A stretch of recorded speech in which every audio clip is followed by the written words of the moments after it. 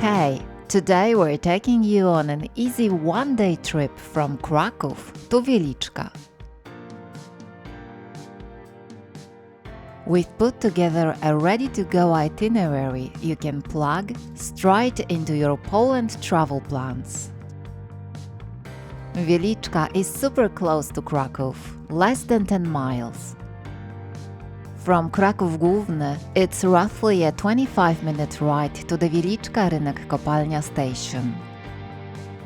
It's the same as KA1 commuter train line that also runs from Kraków Airport Balice.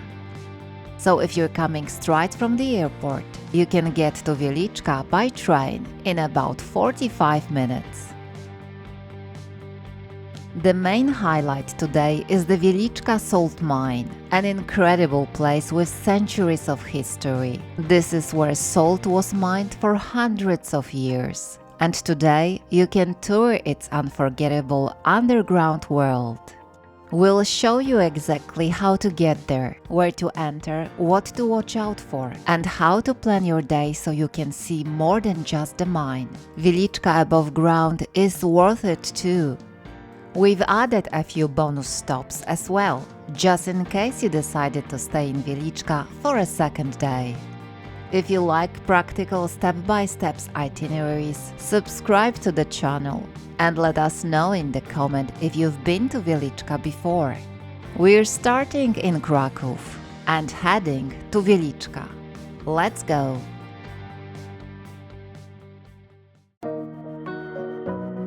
Wieliczka is a town that quite literally grew around salt. At first, salt was produced by boiling salty brine, but when rock salt was discovered here in the 1200s, everything started to take off fast. By the late 13th century, Wieliczka was officially being established as a city. In 1289, Duke Henryk IV Probus issued a document allowing the town to be founded. And in 1290, Przemysł II granted Wieliczka its city rights. From that point on, salt became the foundation of local life and wealth. The mine and the salt works were among the most important operations in this part of Poland, and Wieliczka grew right alongside them.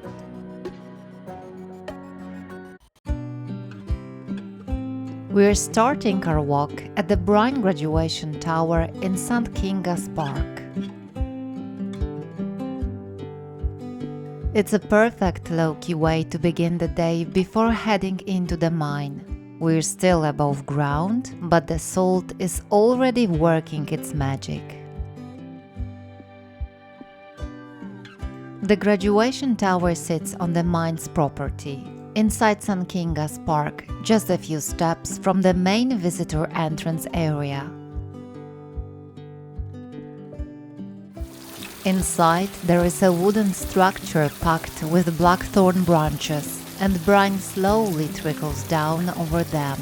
That's what creates this gentle, salty mist in the air, kind of like being near the ocean.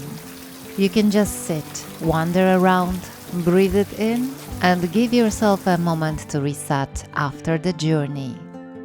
And it's not just about the inhalation experience. You can also climb up onto the walls and the observation tower. It's about 65 feet tall, and from the top you can get a great view over the park and the surrounding area, and you can really see how the whole structure works. If you have time, plan on at least 30 minutes here. That's the recommended minimum to actually feel the effect of the salty air.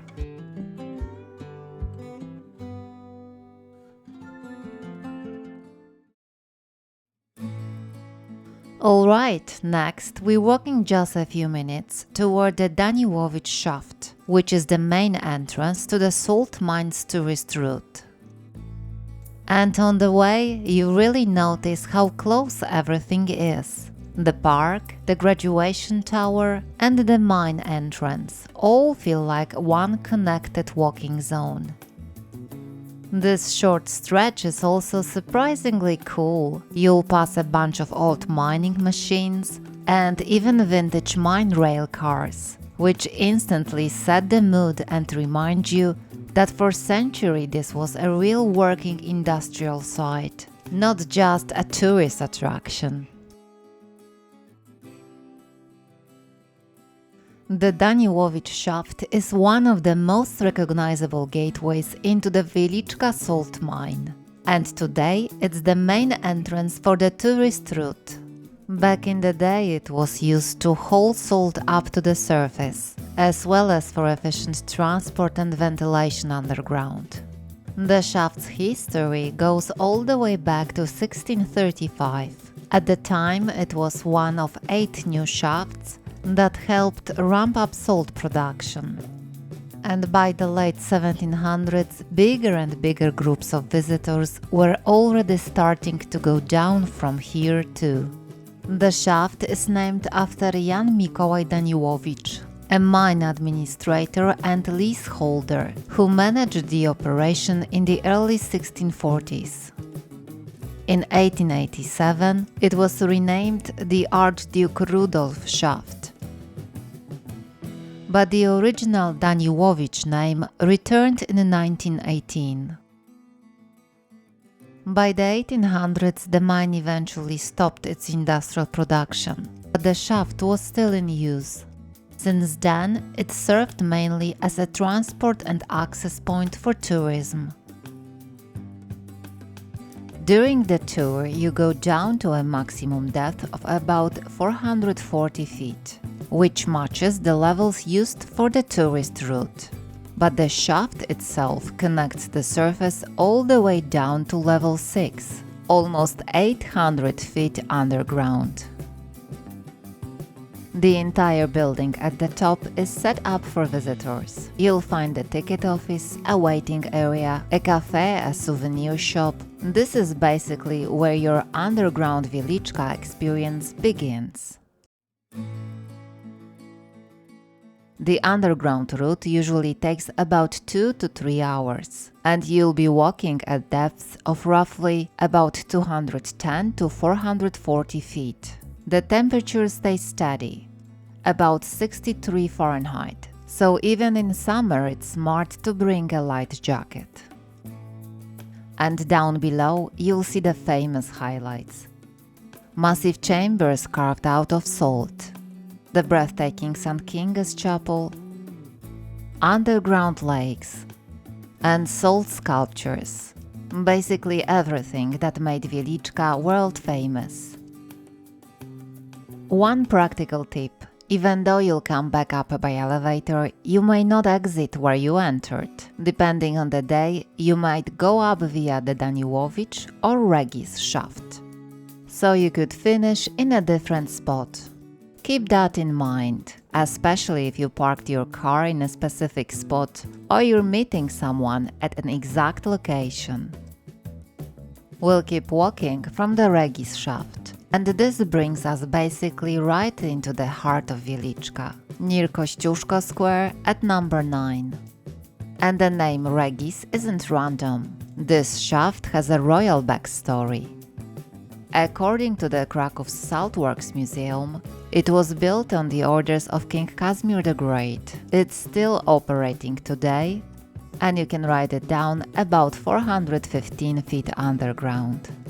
It's also the entrance to the miner's route, a more hands-on do-the-job style tour. But today we're staying above ground and sticking with our walking plan.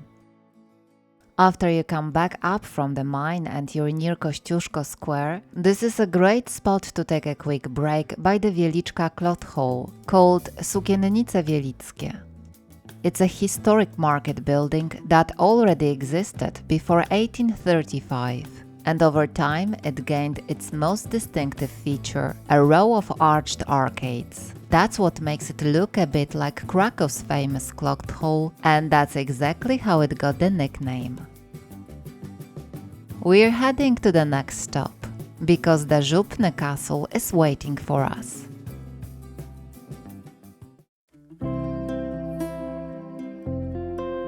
And this place is absolutely key to Wieliczka's story. The castle was basically the headquarters of the Kraków Saltworks, the administration that ran the entire salt business. For centuries, this is where operations were managed for both the Wieliczka and Bochnia mines, and it remained the official seat of management all the way until January 1945. Today it's a museum, and one of the most famous things you can see here is their collection of salt cellars. There are over 1,000 of them, and it's considered one of the most valuable collections of its kind in the world.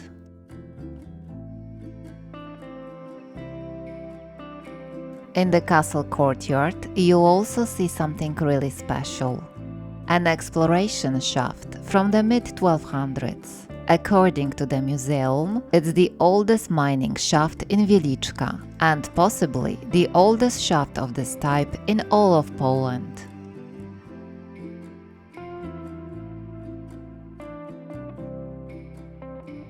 This was back when they were still trying to find the best way to reach the salt. We don't even know its true depth, and everything suggests they stopped digging before they ever hit the deposit. During research, archaeologists found all kinds of items in the fill, things like pottery, wooden pegs, whetstones, iron hooks, pieces of wooden bowl, and even 2 linden bark ropes, one used for signaling and one for hauling.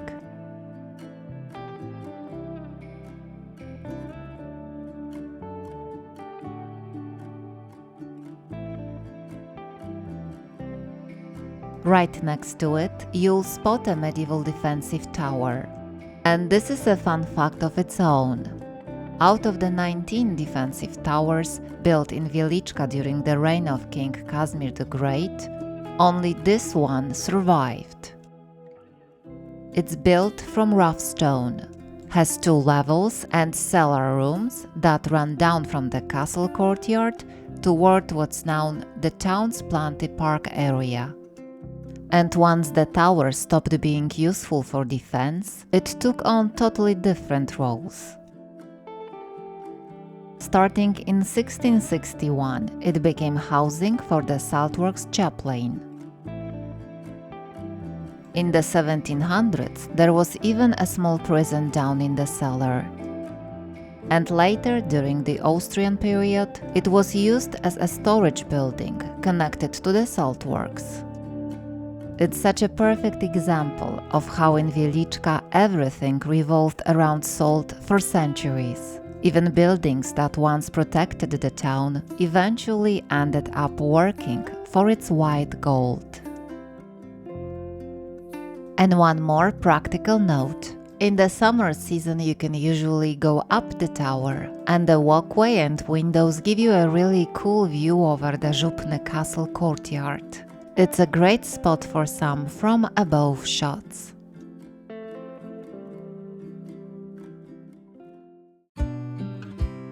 Right here by the walls you'll see an impressive neo-Gothic building called Sztygarówka. It was built in 1897-1899, and from the start it was closely tied to the mine and the salt industry. It was designed for the mining school that had been operating in Wieliczka since 1861. And it also supported the early beginnings of what would later become the Saltworks Museum.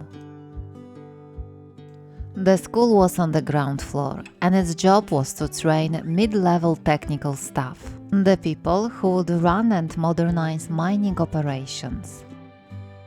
Many of the first students were working miners, mostly from salt mines, coming from across the Habsburg Empire. So at the time, Wieliczka was actually an important hub for mining education. During World War II, when the Germans took it over, the building was used for things like a casino and a hospital. Today, though, Sztygarówka has a completely different role. It's home to a second-level music school. One more interesting detail right next door. Across the street, you'll see a small former saltworks house. Starting in 1897, this is where the salinary physician, basically the mine doctor, lived and saw patients. His name was Stanisław Steiner, and during the Austrian period, he was one of the doctors providing free medical care for sick and injured miners. Next, we're passing the Magistrate Building, historically the most important building on what used to be the Lower Market Square. Today it's the City Hall, but this spot has a much older story than the facade suggests. The Magistrate stands exactly where in the Middle Ages there was once a hospital and the Church of the Holy Spirit. And it wasn't a hospital in the modern sense. At first it was more like a shelter for the poorest residents and for people hurt while working in the mines, especially the salt porters. The building itself, in its current form, has a neo-Gothic look, plus a classicist guardhouse addition that used to be the city's guards' headquarters. And in the 1800s there was even a municipal theater here. We keep walking, and on the way we pass the Poland Reborn monument. And right behind it, the space opens up and we step into the Wieliczka Planty Park. The Planty were created where the old fortifications and areas along the city walls used to be. Today it's a green corridor connecting the town center with the next stops on our route. With the Żupny Castle on our right, we head slightly uphill along Zamkowa Street toward Wieliczka's main parish church, the most important church in town, St. Clement's Church. For centuries, Wieliczka revolved around salt.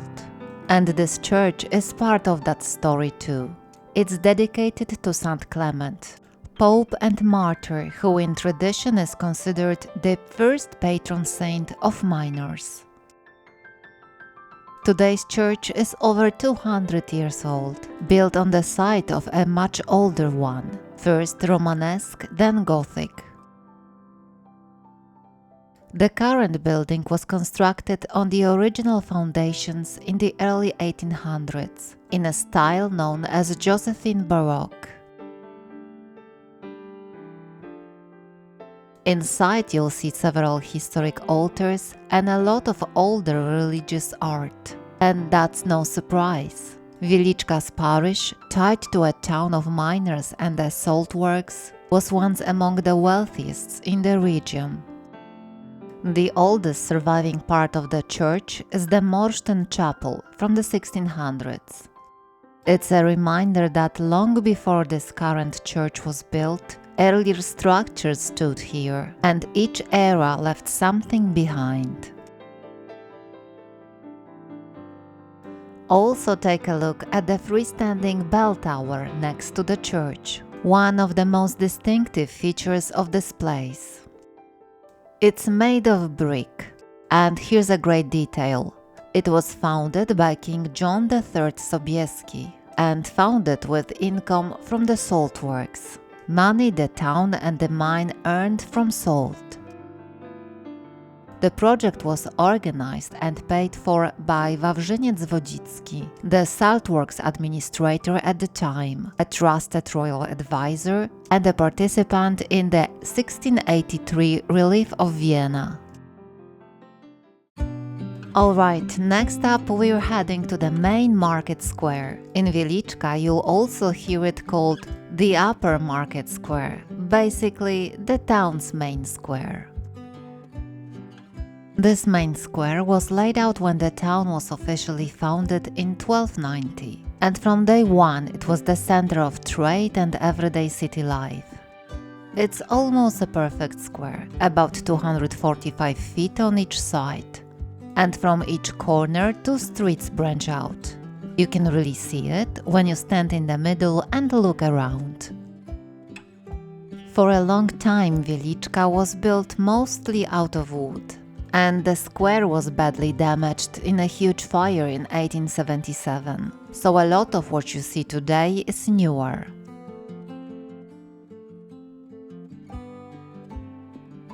And here the salt theme shows up again. Right in the square you'll see 4 salt miners, positioned so it looks like they're actually emerging from underground.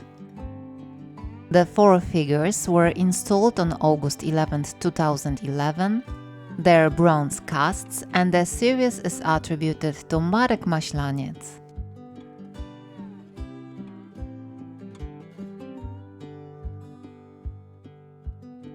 For centuries, the Upper Market Square was where city life happened.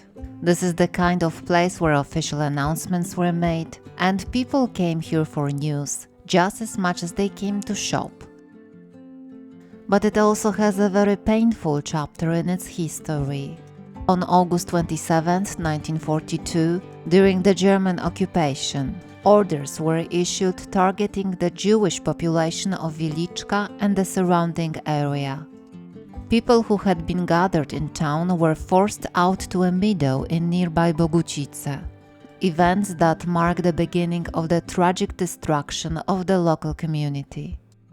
Today there is a memorial plaque on the wall of one of the buildings here.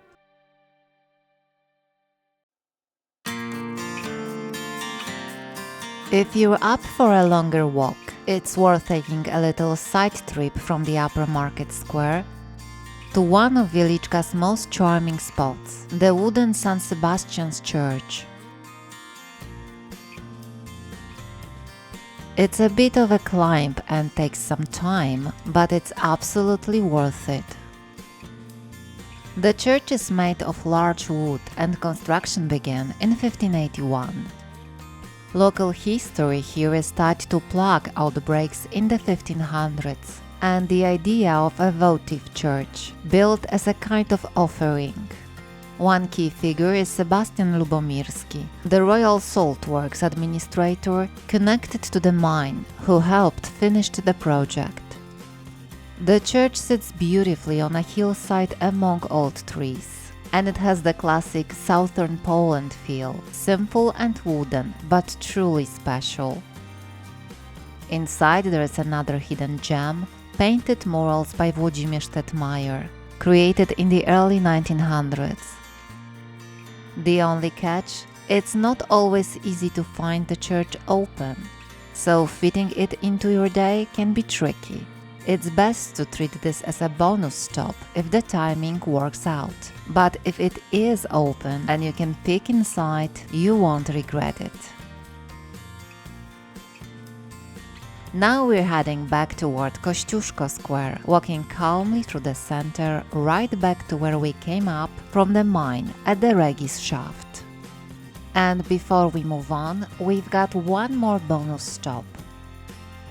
Konopków Palace. It's just a short walk away. This is a late Baroque residence from the 1780s, built by 2 brothers, Jan and Piotr Konopka. And yes, salt shows up again here too. After Jan Konopka died, the building was sold to the Higher Saltworks office, and the palace started serving administrative purposes, including housing for saltworks officials. That's why you'll sometimes hear it called a Saltworks Palace or a Saltworks House. Today it houses a branch archive of Poland's Institute of National Remembrance. So it's more of an institutional building than a museum you can freely tour inside. But as a quick walking stop and a beautiful piece of architecture from the outside, it's perfect.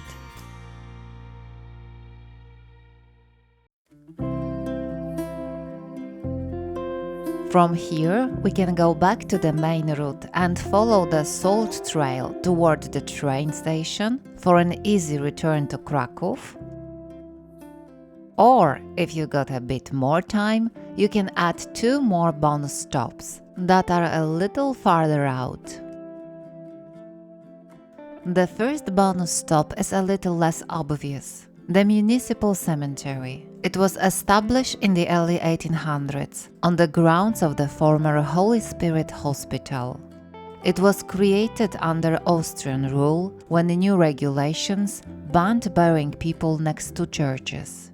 Many people who were important to Wieliczka and the mine are buried here. Inside the cemetery, you'll also find war section, number 381. It's very distinctive and easy to recognize thanks to its massive wall and an altar-shaped monument with the inscription Pro Patria Mortius.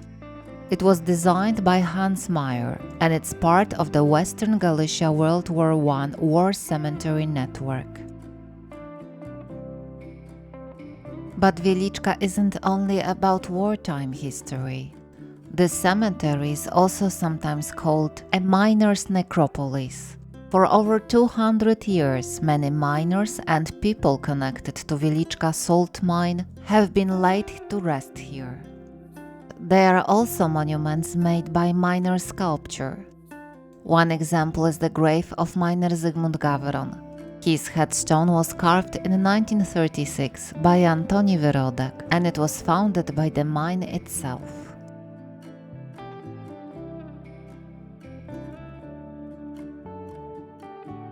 And here's our second bonus. If after the market square and downtown you still have a bit of time, it's worth walking over to the Franciscan Monastery and the Church of Stigmata of St. Francis of Assisi. It's a Baroque Franciscan complex. The church was built in 1624-1626, founded by King Zygmunt III Waza. And again, there is a very Wieliczka connection here. A significant part of the construction was paid for with income from the local salt mine. So, in a way, even this monastery exists thanks to salt.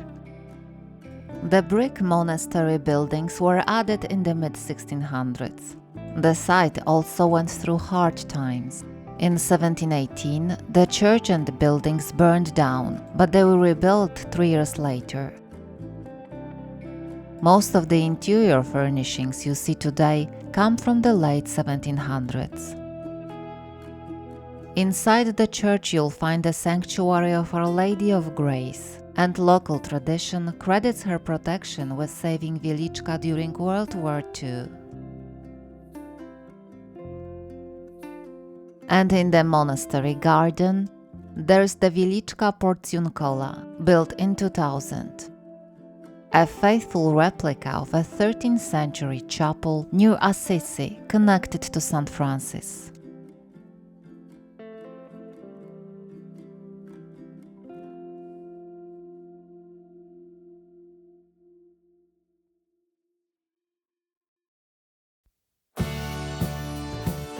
And that wraps up our walk through Wieliczka.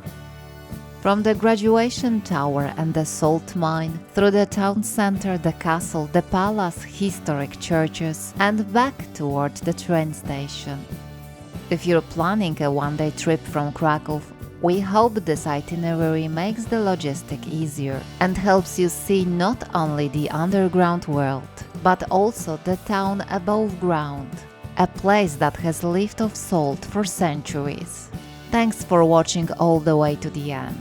If this video was helpful, give us a thumbs up, subscribe, and tell us in the comments, have you been to Wieliczka? And if you have, what impressed you the most? Now we're heading back to the station and we'll see you in the next one. Do zobaczenia!